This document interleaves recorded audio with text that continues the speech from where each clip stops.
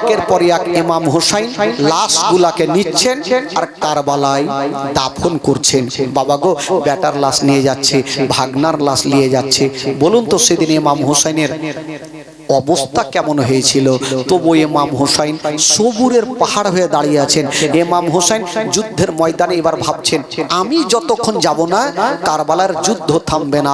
ইমাম হুসাইন যাওয়ার জন্য রেডি হচ্ছেন। তবে যেমন রেডি হচ্ছেন বাবা, উনারই একটা ভাতিজা ইমাম হাসানের বেটা আবুল কাসিম এসে দাঁড়িয়ে গেল না। চাচা গো, চাচা আপনি কোথায় যাবেন? চাচা বলছেন, ভাতিজা রে আমি যাব সেই যুদ্ধের ময়দানে। বলেছিলেন চাচা গো, চাচা গো আমি থাকতে আপনাকে যেতে দিব না। চাচা আমাকে খুশি মনে বিদায় দেন গো। চাচা আমি যাব সেই যুদ্ধের ময়দানে। ইমাম হোসেন বলছেন, না ভাতিজা, আমি যাকে পাঠালাম যুদ্ধের ময়দান থেকে ঘুরে আসলো না বাবা, আমি আর কাউকে পাঠাবো না, আমি যাব। আবুল কাসিম বলছেন, চাচা গো এটা কথা বলছেন? আমার আব্বা আপনাকে কি বলে গেছিল? বেটারে তোমার চাচা বিপদে যদি পড়ে বেটা, তুমি সে বিপদে আগে থাকিও বেটা। চাচা আপনি নিজের গর্দান কাটাতে যাবে? চাচা গো আমাকে হুকুম দেন চাচা, আমি যাব, আমি যুদ্ধ করব, আমি সাকিনার জন্য পানি নিয়ে আসবো, উম্মে কুলসুমের জন্য পানি নিয়ে আসবো। চাচা আমাকে হুকুম দেন। ইমাম হোসেন কি বলে, আবুল কাসিমকে বুকখানে জড়িয়ে ধরে বলছেন, ভাতিজা তুমি যাচ্ছ যাও ভাতিজা, তবে একটা কথা মাথায় রাখিও বেটা, যুদ্ধের ময়দান থেকে তুমি ভয়ে পালিয়ে আসিও না। আবুল কাসিম বলছেন, চাচা গো আমি কথা দিলাম চাচা, যুদ্ধের ময়দান থেকে আমি পালিয়ে আসবি না চাচা। বলুন তো 10ই মুহররমের দিনে কতটা কষ্ট করেছিল বাবা। এই জন্য তো কবি লিখেছেন বাবা, ও 10ই মুহররম দিনে জুমারি ওয়াক্তে কারবালাতে ভেসে গেল হুসাইনের রক্তে। জোরে বলুন, 10ই মুহররম দিনে জুমারি ওয়াক্তে কারবালাতে ভেসে গেল হুসাইনের রক্তে। আজ সেদিন মোদের জগৎকে কাঁদাই রে, ইসলামের জন্য লেন হোসাইন শহীদ কারবালায় রে, ইসলামের জন্য লেন হোসাইন শহীদ কারবালায় রে, ইসলামের জন্য লেন হোসাইন শহীদ কারবালায় রে। কারবালার ঘটনা শুনে বুক ফেটে যায় রে, ইসলামের জন্য লেন হোসাইন শহীদ কারবালায় রে, ইসলামের জন্য লেন হোসাইন শহীদ কারবালায় রে, ইসলামের জন্য লেন হোসাইন শহীদ কারবালায় রে। আলী আকবর এসে বলে ইমাম হোসাইনকে কারবালাতে যাব আব্বা হুকুম দিতে হবে। সুবহানাল্লাহ সুবহানাল্লাহ, জোরে বলুন সুবহানাল্লাহ সুবহানাল্লাহ। আলী আকবর এসে বলে ইমাম হোসাইনকে কারবালাতে যাব আব্বা হুকুম দিতে হবে। হোসেন বলে যেও না বাবা, ফিরে আসবে না রে, ইসলামের জন্য লেন হোসাইন শহীদ কারবালায় রে, ইসলামের জন্য লেন হোসাইন শহীদ কারবালায় রে, ইসলামের জন্য লেন হোসাইন শহীদ কারবালায় রে। জোরে বলুন সুবহানাল্লাহ। তবে ভাই ইমাম আবুল কাসিম এত শক্তিশালী, সেটা কে?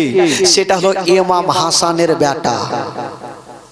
ইমাম হাসানের বেটা আবুল কাসিম এত শক্তিশালী, 10টা লোক যদি সামনে পড়ে যেত আবুল কাসিমের মোকাবিলায় টিকতে পারতো না। জোরে বলুন সুবহানাল্লাহ। সুবহানাল্লাহ, সুবহানাল্লাহ। আবুল কাসিম বলছেন, চাচা গো আমি চললাম চাচা, তবে চাচা গো আমি একটাকেও জিন্দা রাখবো না। আবুল কাসিম হাতে তরবারি খানা নিয়ে বাবা গো দুলদুলের উপরে চেপে গেল। যেমন দুলদুলে চেপে গিয়েছে না বাবা, দুলদুলের লাগামটা টেনে দিয়েছে না মা, যেমন লাগামটা টেনেছে না বাবা ওই দুলদুল চলতে লাগল। বাবা যুদ্ধের ময়দানে পৌঁছে গেল। যেমন যুদ্ধের ময়দানে যাওয়া, ওইদিকে ইবনে সাদ দেখছে আবুল কাসিম চলে এসছে, কি করব? তো ইবনে সাদ কয়েকজনকে হায়ার করে ডেকেছিল পাহুল মানকে আর যাক, আর উনার হলো 4টা বেটা। টোটাল কয়টা হলো? বাপ আর 4টা বেটা। কয়জন হলো? 5 ভাই নাকি? 5 বাপ বেটা।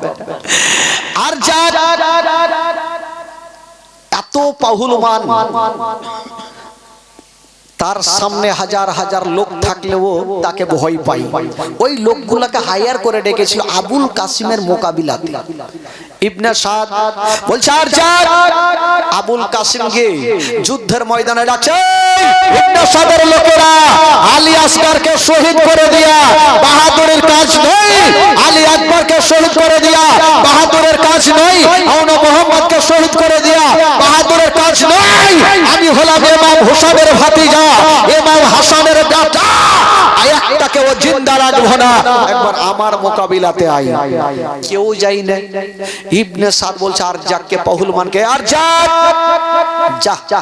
আর আবুল কাসিমের মাথাটা কেটে নিয়ে চলে আই। তো আর যাক বলছে মাথা খারাপ। বলে কেন? বলে আমি এত বড় পাহুলমান আর এ সামান্য একটা ছেলের সঙ্গে মোকাবিলাতে করতে যে মান সম্মান হারাবো, ওর লাগে আমার ছোট্ট বেটাই কাফি। ইবনে সাদ বলছে দেখ ছোট্ট বলিস না, তোর বেটাকে বাঁচিয়ে রাখ, না হলে তোর বেটাকে কদ্দু কাটা করে কাটবে। বলছেন না। আর যাক বলছে যারে তোরে, ওরে আমার ছোট্ট বেটা যা। আবুল কাসিমের মাথাটা কেটে নিয়ে চলে। ছোট্ট বেটা বলছে আব্বা আগে আমাকেই পাইলে। ও ভাবছে কি করে যাব, নবী বংশের ছেলে যাকে বাপের অর্ডার হয়েছে তার বাড়ি খানা নিয়ে যুদ্ধের ময়দানে পৌঁছে গেল। আবুল কাসিমের সামনে গিয়ে বলছেন ও আবুল কাসিম তুমি কেন এসেছো? বলে তোমাকে জবাই করতে। বলছে ঠিক আছে, আগে কে তার বাড়ি চালাবে? আবুল কাসিম বলছে আমরা আগে অন্যায় করি না, আর কেউ যদি আমাদের পড়তে আঙুল তুলে তাকে জিন্দা রাখি না। সুবহানাল্লাহ, সুবহানাল্লাহ। জোরে বলুন সুবহানাল্লাহ, সুবহানাল্লাহ। বংশের ছেলে আগে অন্যায় করে না, আর কেউ যদি তাদের প্রতি আঙুল তুলে তাকে জিন্দা রাখি না। কে আগে মারবে? বলে আগে তুমি মারো। ও আরজাকের বেটা ভাবছে কে মারবো, শেষ করে দিব। আরজাকের বেটা তরবারি খানা তুলেছে না বাবা, ইয়া তো জোরে তরবারি তুলেছে গো, আবুল কাসিমের দিকে চালিয়ে দিল। আবুল কাসিম বাবা ওই তরবারি খানা ঢালে এড়ে নিল। আবুল কাসিমের কিছুই হইল না। আবুল কাসিম বলল আরজাকের বেটা এবার তোকে কুমড়া কাটা করে কাটবো, এবার তৈরি হয়ে যা। বলো ঠিক আছে এবার চালাও। নবী বংশের ছেলে হাজার হইল, যার শরীরে নবী বংশের রক্ত আছে তার তো এমনিতেই বাবা গো পাহুলমানের মতো। আবুল কাসিম তরবারি খানা নিয়েছে না বাবা, এত জোরে চালিয়েছে না বাবা, এত জোরে চালিয়ে দিয়েছে না বাবা। আর জাকের বেটা ঢাল হারিয়েছে না বাবা, আর ওই ঢালকে দুই খণ্ড করে বাবা গর্দানে পড়ে গেছে, আর দুই খণ্ড হয়ে জাহান্নামে চলে গেছে। নারে তাকবীর, নারে রিসালাত, কারবালা ময়দান জিন্দাবাদ। ইমাম হোসেন জিন্দাবাদ। কয়টা ছিল ভাই পাহুলমান? কটা ছিল? জোরে বলুন, কটা ছিল? 5টা, মানে বাপকে নিয়ে 5টা। কয়টা কদ্দু কাটা হইল? থাকলো কয়টা? এবার ইবনে সাদ বলছে, আর যাক, আমি তোমাকে বলেছিলাম বেটাকে বাঁচিয়ে রাখো, দেখো তোমার বেটা কদ্দু কাটা হইল, এবার তুমি যাও 3টা বেটাকে বাঁচিয়ে রাখো। বলেন না, যা তোর আমার 3 নম্বর বেটা, যা তোর ভাইয়ের বদলা নিয়ে আয়। ও দেখছে বাপের অর্ডার হয়েছে, আমাকেও যাইতে হবে। ও বাবা চলে গেছেন যুদ্ধের ময়দানে, যেমন যেতে নাই বাবা যুদ্ধ শুরু হয়ে গেল। আরে যেমন যুদ্ধ শুরু হয়েছে আবুল কাসিম এত জোরে তরবারি চালিয়ে দিয়েছে না, ওই আরজাকের বেটাকে 2 খণ্ড করে জমিনে ফেলে দিল। জিন্দাবাদ। কয়টা গেল? 2টা। থাকলো কয়টা? 3টা। এবার ইবনে সাদ বলছে, আর যা, তোর 2টা বেটা চলে গেছে, তোর 2টা বেটাকে রাখ আর তুই যা। বলছেন না, এখনো 2টা বেটা বাইচা আছে, যা তোর আমার 2 নম্বর বেটা, যা তোর ভাইয়ের বদলা নিয়ে আয়। ওই বেটা বলছে, আমি যাব না। ও দেখছে বাপরে, আমিও যদি যাই আমিও কদ্দু কাটা হব। কিন্তু ফুইটা তোর বলতে পারছে না, যা তোর ভাইয়ের বদলা নিয়ে আয়। উনিও চলে গেছে। যা বলছে আবুল কাসিম, এবার তুমি মরার জন্য তৈরি হয়ে যাও। আবুল কাসিম বলছে, তোকে মারবো না, তুই আগে তুই ভাইয়ের কাছে তুই শুইতে যা। তোকে মারবো না, তুই আগে শুইতে যা, না হলে বাঁচবি না। বাবা গো, ওই আবুল কাসিমের কথা শুনে ওই আরজাকের বেটার বাবা গো পাহুল মানে রাগ হয়ে গেল, তরবারি চালাতে আরম্ভ করলো। যুদ্ধ শুরু হয়ে গেল। আরে যেমন যুদ্ধ শুরু হলো গো, আরজাকের বেটারা গর্দানে মেরেছেন বাবা, 2 খণ্ড হয়ে জাহান্নামে চলে গেছে। বলুন তো বাবা গো, 5 জন থেকে 3টা মাইনাস থাকলো কয়টা? 2টা। এবার ইবনে সাদ বলল, আর যাক, এবার তোর একটাই পুঁজি, ওইটাকে বাঁচিয়ে রাখ, এবার তুই যা। বলেন না, মান সম্মান থাকবে। যারে বেটা তোর 4টা ভাইয়ের বদলায় নিয়ে 3টা ভাইয়ের ই বাবা গেল, আর উনাকেও জাহান্নামে পৌঁছে দিল। থাকলো কয়টা? ইবনে সাদ বলছে, আর যাক, তুমি যদি যাইতে তোমার 4টা বেটা কত আরামে থাকতো, কদ্দু কাটা হয়েছে। আর যাক বলল, চিন্তা নাই, এবার যাব আমার 4টা বেটার বদলা নিয়ে আসবো। আর যাক তো ভাই নেমে গেছে, ফিল্ডে চলে গেছে।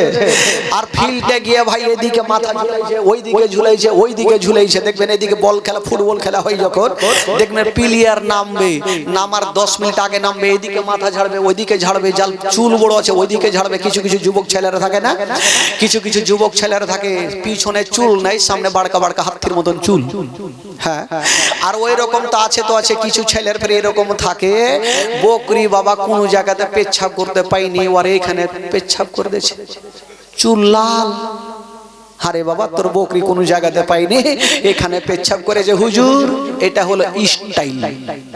কোন স্টাইল? America style. যুবক ছেলেরা ওখানে করে ভাই। বেরাদার বন্ধুরা, এবার আরজাক পাহুল মানের মতো লাফাচ্ছে, আগে ভাই ব্যাটার বদলা নেবে। ইমাম আবুল কাসিম চিন্তা করলেন, একে যুদ্ধ করে পারা যাবে না, একে বুদ্ধি করে মারতে হবে। কিছু বুদ্ধির ওপর দরকার হয়, শুধু শক্তি থাকলেও হয় না, কিছু বুদ্ধির খাতিরেও কাজ হয়। আবুল কাসিম চিন্তা করলে, একে মারবো তো মারবো কি করে। ওই যখন বাবা দুলদুল থেকে নামছে, তো আবুল কাসিম বলছেন, ও আরজাক, বলে কি হলো? বলে আমি শুনলাম তোমার মতন পাহুলমান দেশে নাই। বলে হ্যাঁ সত্যি শুনেছো। বলে আজকে বুঝা গেল, আমি জানলাম যে তোমার মতন মোটা বুদ্ধা পাহুলমান দেশে নেই। আর যাকের মিজাজ খারাপ, আমাকে আর মোটা বুদ্ধা বলে? আমার এক ঘুষিতে গোটা পাহাড় সুরমা হয়ে যায়, এক ঘুষিতে সবারই ডায়রিয়া হয়ে যায়, আর আমাকে পাহুলমান মোটা মোটা বুদ্ধা বলছে। বলে কেন? বলে হ্যাঁ আমি আজকে বুঝে গেলাম তোমার মতন মোটা বুদ্ধা পহলমান নাই। বলে কি হয়েছে? বলে তুমি যে দুলদুলে এসছো, দুলদুলের জেরাটা লাগামটা উল্টা করে লাগিয়েছো। ই ভাবছে মানুষ মাত্র ভুল হইতেই পারে, দেখি তো। একবারই ছাপড়ে গিয়ে দুলদুলের এটা দেখছিল বাবা, যেমনই ছাপড়ে গিয়েছে না বাবা, আবুল কাসিম ভাগলো একে এক্ষুনি মার্ডার করে দিব।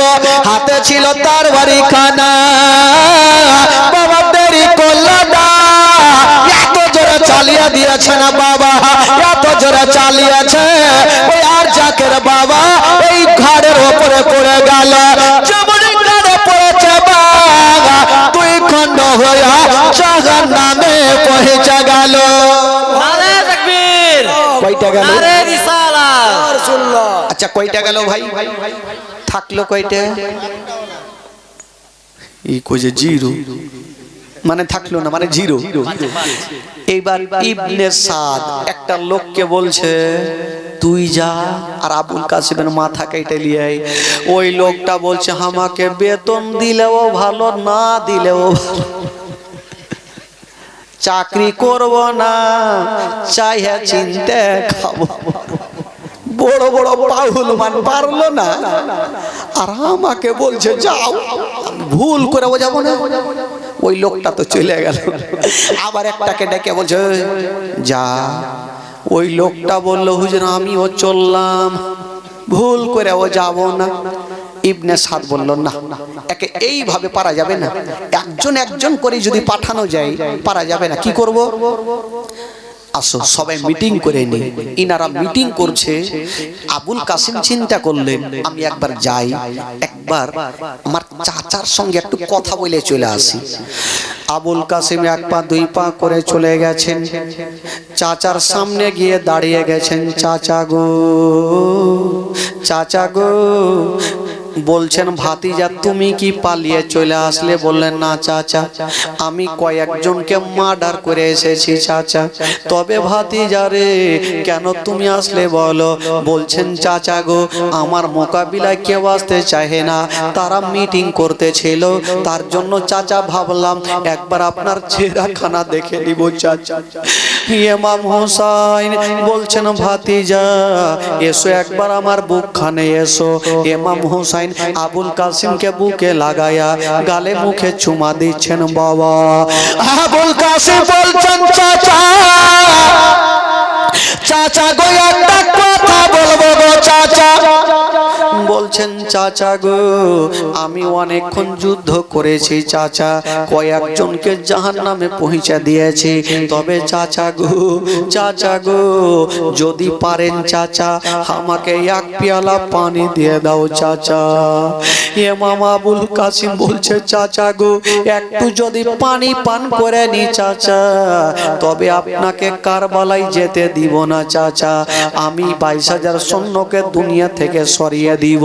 ইমাম হোসেন বলেছিল ভাতিজা রে ওই পানির জন্য আলী আসগার শহীদ হয়ে গেছে, পানির জন্য আমরা মোহাম্মদ শহীদ হয়ে গেছে। বেটা রে আমি তোমাকে পানি দিতে পারবো না রে বেটা। আবুল কাসিম বলছে না চাচা একবার আমাকে বুকখানে লাগিয়েলেন গো চাচা। ইমাম হোসেন ভাতিজাকে বুকখানে লাগিয়ে নিয়েছেন বাবা, আর বলছেন ভাতিজা যাও এবার যুদ্ধের ময়দানে চলে যাও। আবুল কাসিম চাচাকে সালাম করে দিয়া, মাকে সালাম করে দিয়া যুদ্ধের ময়দানে পৌঁছে গেল। যেমন যুদ্ধের ময়দানে গিয়েছে বাবা ওইদিকে তাদের মিটিং হয়ে গেল। আবুল কাসিমকে ছাড়া যাবে না, আবুল কাসিমকে ছাড়বো না, একই সঙ্গে সবাই হামলা করে দিব। আবুল কাসিম যেতে নাই, চতুর্দিক থেকে বাবা একই সঙ্গে হামলা করে দিল। তীর চালাতে লেগেছে বাবা, ডানে তীর বামে তীর, যেই মতো বৃষ্টি বর্ষণ হয় সেই মতো তীরের শুরু হয়ে গেছে। আবুল কাসিম বলছে না ওরে আজিদের সৈন্যরা এটা তোর আইনের খেলাপ করলি রে, একটা করে আমার মোকাবিলাতে আয়, একটা কেউ চিন্তা রাখবো না। তারা বলল না, আমরা কিছুই চাই না, আমরা হোসেনকে কবজা করতে চাই। আবুল কাসিম কত যুদ্ধ করবে বাবা, মারলে মার খেতে হয়। এক দুশ্মন দুরাচার এত জোরে একখানা বল্লম চালিয়ে দিল, ওই বল্লম খানা এসে লাগবি তো লাগ বাবা গো। আবুল কাসিমের যেন নাভিতে ঢুকে গেল। যেমনই ঢুকেছে আবুল কাসিম দাঁড়িয়ে থাকতে পারলেন না বাবা গো, জমিনে চলে আসিল। যেমনই জমিনে চলে আসে না, ডাক দিচ্ছেন চাচা গো, চাচা গো আমার লাশকে নিয়ে যান গো চাচা। ইমাম হোসেন দেরি করলেন না বাবা, ছুটে চলে গেছেন বন্ধুরা। ভাতিজাকে বুকে করে নিয়ে বাবা খিমাতে নিয়ে চলে আসিল।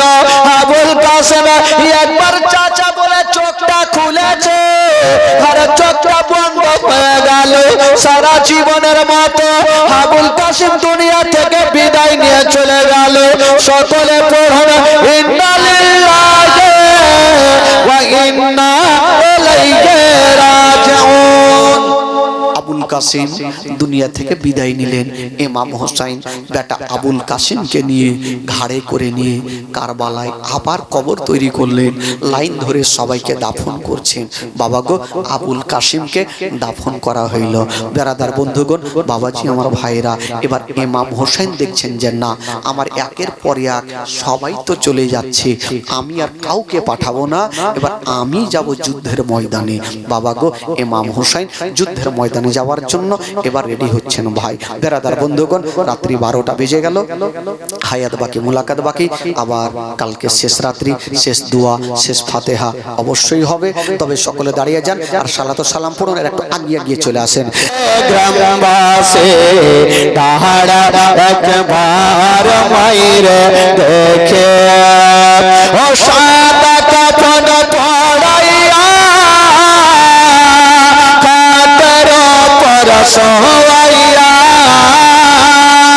সাদা কাফন পরাইয়া কাদের পর সোয়াইয়া, মাইরে তোমরা কই চাইতেছ লইয়া রে গ্রামবাসী দাঁড়া একবার মাইরে দেখে নায়ক ভৈরা মাইরে দেখে রে গ্রামবাসী দাঁড়া একবার মাইরে দেখে নায়ক ভৈরা মাইরে দেখে রে গ্রামবাসী দাঁড়া একবার মাইরে দেখে নায়ক ভৈরা মাইরে দেখে রে গ্রামবাসী দাঁড়া একবার মাইরে দেখে।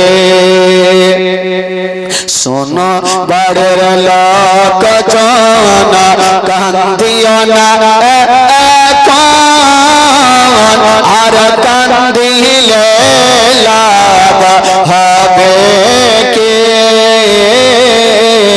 সোনা বাড়ির লোক জন, কান্দিও না এখন, আর কান্দিলে লাভ হবে কে। তোমরা তোরা গোলাপ দে মাইরা দাও সাজাইয়া, তোমরা তোরা গোলাপ দে মাইরা দাও সাজাইয়া, জন্মের মতো তাও না বিদায় করে রে গ্রামবাসী দাঁড়া একবার মাইরে দেখে নায়ক ভৈরা মাইরে দেখে রে গ্রামবাসী দাঁড়া একবার মাইরে দেখে নায়ক ভৈরা মাইরে দেখে রে গ্রামবাসী দাঁড়া একবার মাইরে দেখে। ছেলে যদি কোথাও যায় মার মনেতে শান্তি নাই, কখন আসবে বাছা ফেরে ছেলে যদি কোথাও যায় মার মনেতে শান্তি নাই কখন আসবে বাছা ফেরে কে ডাকে আর দাদু বলে মাই ছবি মোর চাই রে চলে কে ডাকে আর দাদু বলে মাই ছবি মোর চাই রে চলে বলিবে ওরে ছেলে খাইলে রে গ্রামবাসী দাঁড়া একবার মাইরে দেখে নয়ন ভৈরা মাইরে দেখে রে গ্রামবাসী দাঁড়াও একবার মাইরে দেখে নয়ন ভৈরা মাইরে দেখে রে গ্রামবাসী দাঁড়াও একবার মাইরে দেখে কত নিশিরাইতে আয়সা দেখি বাড়িতে জাগিয়া আছেন মায়ে বসিয়া কত নিশিরাইতে আয়সা দেখি বাড়িতে জাগিয়া আছেন মায়ে বসিয়া মায়া সে বাইরে কে মোর বসিয়া মায়া সে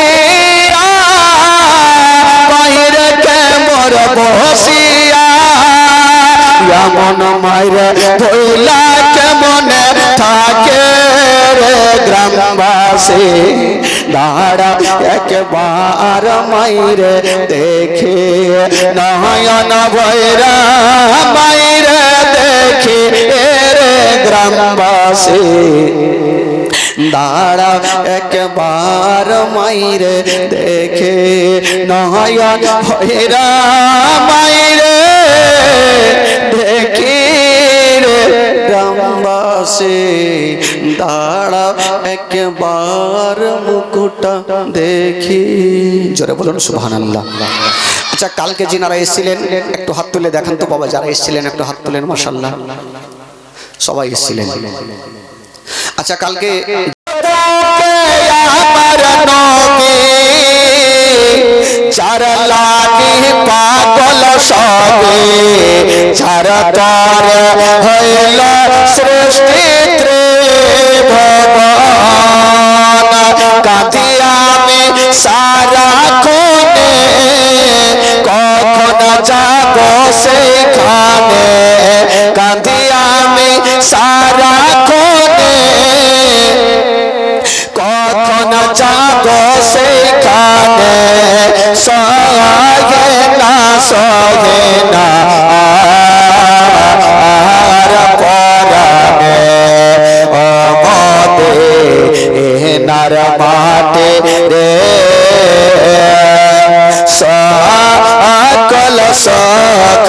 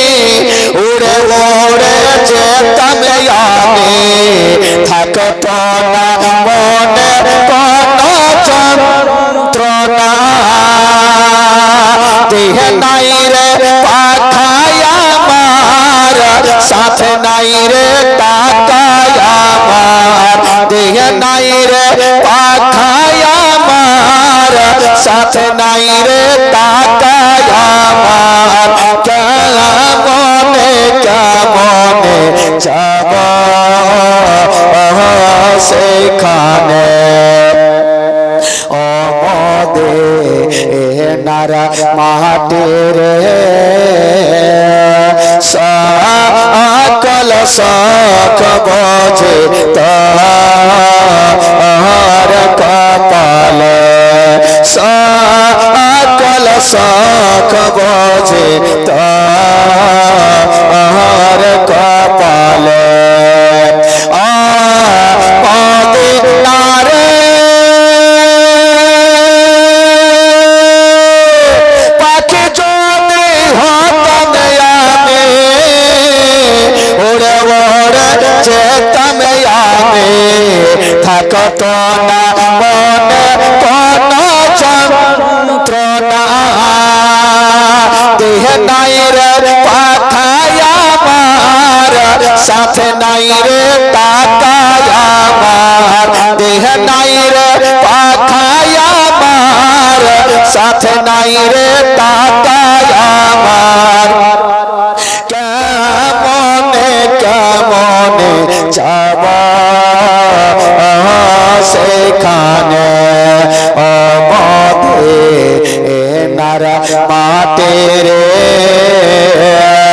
সকল শখ বোঝে তার কপালে সকল শখ বোঝে তার কপালে সকল শখ বোঝে তার কপালে আল্লাহুম্মা সাল্লি আলা